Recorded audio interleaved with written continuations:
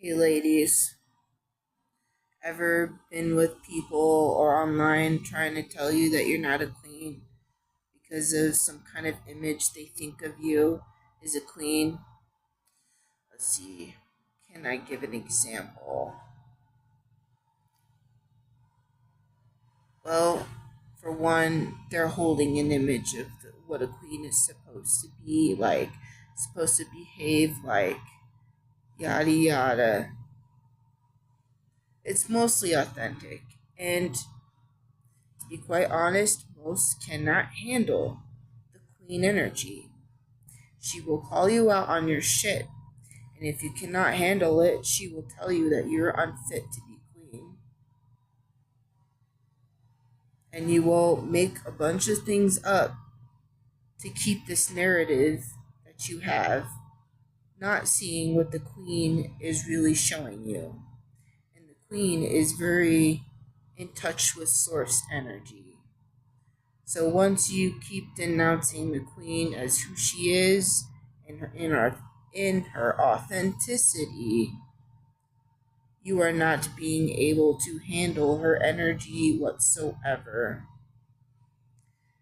And therefore, you are dishonoring her and source itself, which is within you as well. And that is when you must take a reflection.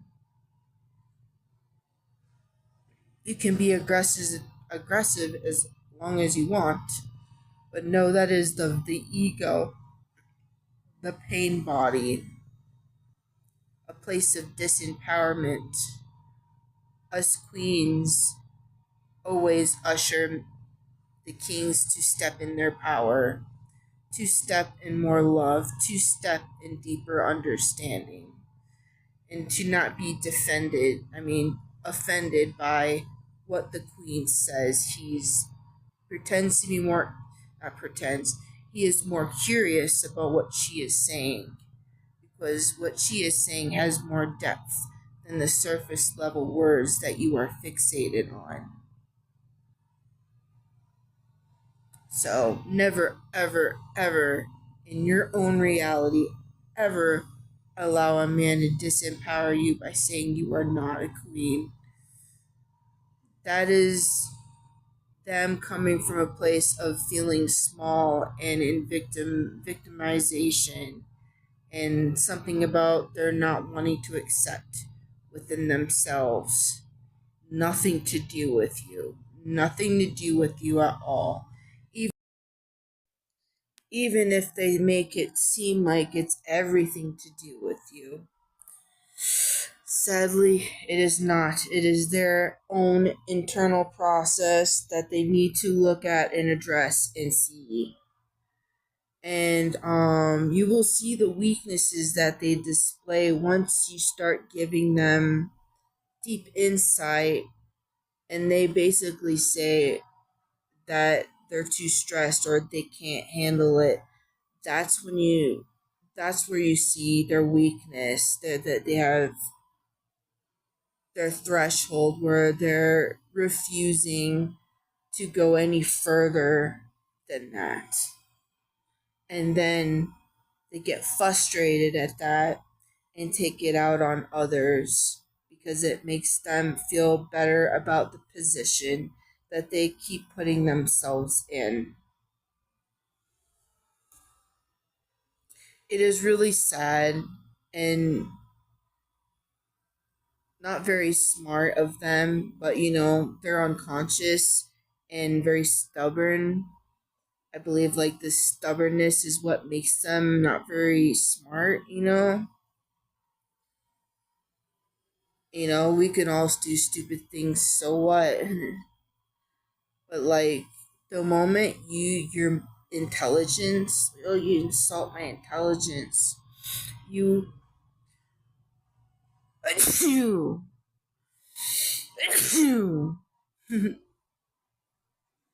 you have gone identified with the mind that you cling on to that makes you feel good. You feel like nothing else a part of you makes you feel good. Although there's a contradiction there with the intelligence. The way that intelligence is being used is incorrect. It's not being used at its full potential. So it's just like using intelligence stupidly.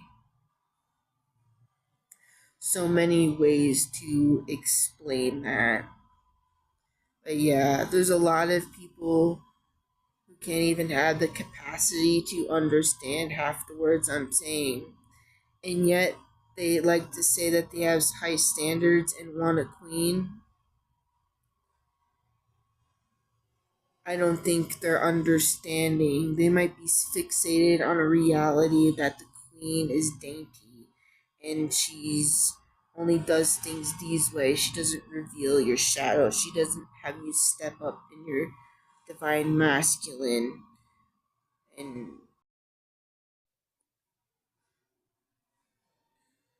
they're there to remind you where you have lost touch with source, not the other way around. And it's damn funny when they think that it's their job to remind their woman when they lost touch with source. That is not their job. Their job is to remember. Their job is very different than for us. We're the oracles. We're the intuitives. We're the ones that are very deeply connected. Sometimes we get lost in feelings, and that's okay. We need somebody straight, rounded, narrow, lighthearted to help us disidentify. Not some guy that all stupid feelings. We don't need no chaotic men for that. Or men unemotionally intelligent. Like that's that's chaos for the relationship. And also men that are actually invested into knowing every detail about their women. They are serious about building a kingdom. They don't fuck around for anything.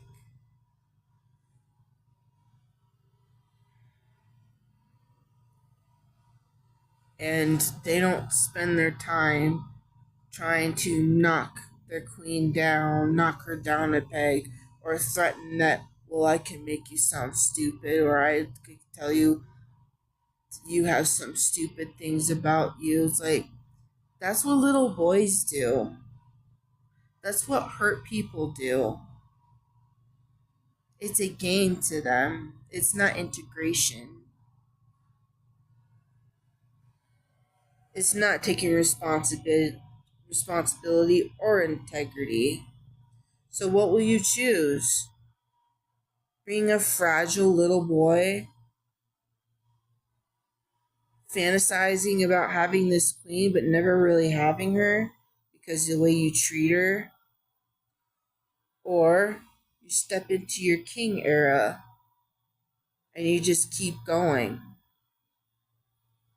There's many directions, but there's absolutely no need to treat your queen like garbage. She is there to remind you of what you've forgotten. And you men forget a lot. It is time to align to your higher self. Feel all of the fire your triggers. The more you run away, the less potential you have to be a king. Kings don't play those games with themselves. They know better. They play different games, like inner child stuff, but not like ego games like that. They're a lot more conscious than that. And yeah, they do make mistakes here and there. But you can see all over online the very difference of these guys. And they spend a lot of time serving others while simultaneously being there for themselves. Whatever, like, fills their purpose. You have to realize if you're just in it for yourself, might be still a lot of trauma that needs to be uncovered, a belief systems.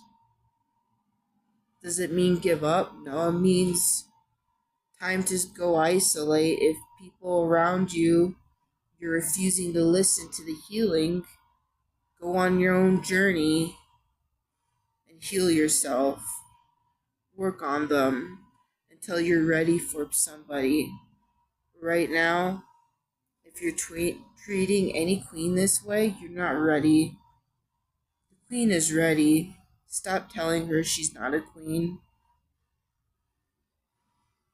That is not healthy and kind.